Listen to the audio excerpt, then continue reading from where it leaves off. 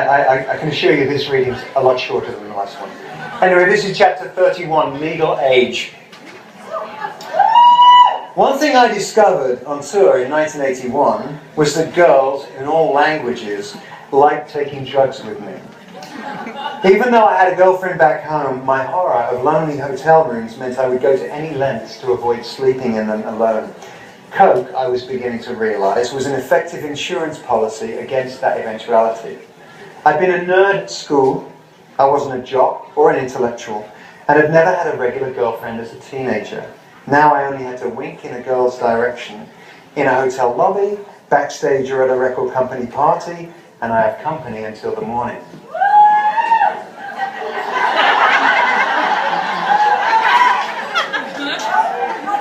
Let's just think about that for a minute.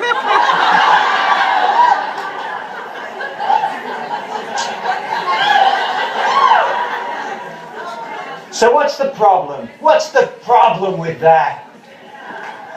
Well, the trouble is, and I didn't figure this out until I was almost 40, that there's something about an intimate encounter of that nature with someone you barely know that jars against the spirit. You want it, but it doesn't feel quite right. And when you start doing it night after night, week in, week out, your ideas about love and sex begin to get somewhat distorted. And jumping into bed like porn star Johnny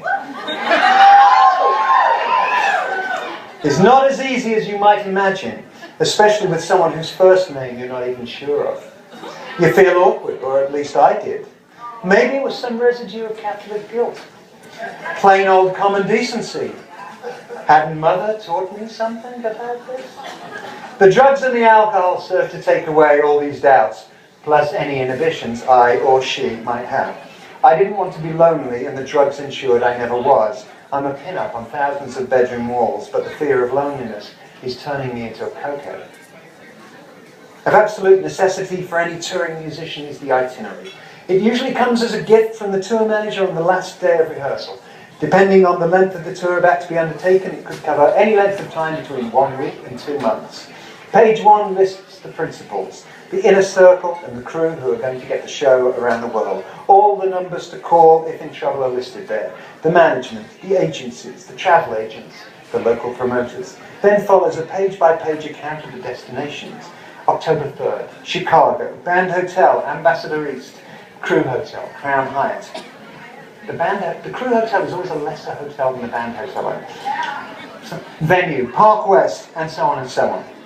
I had not noticed right away that in the left-hand corner of each page of the US itinerary there was a number, usually 18, 21, or 20. It was months before I was letting on the secret. The numbers referred to the legal age for sexual intercourse in that particular state. Wow. The other necessity for the touring musician is the day sheet, usually slipped under the hotel room door while the occupant is still asleep. Regardless of the degree of befuddlement, the day sheet information was always quite clear. Today is October 3rd. It is Friday. You are in Chicago. Today is a show day. Soundcheck is at 4 p.m. You almost expected it to say, and your name is John.